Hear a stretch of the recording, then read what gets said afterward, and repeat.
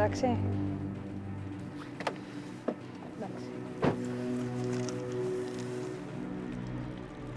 Έχουμε χάσει άνθρωπο από το κρύο, από τις καιρικές συνθήκες.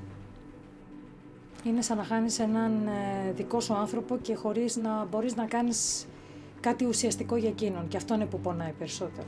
Μήπως θέλετε ένα ζεστό τσάι?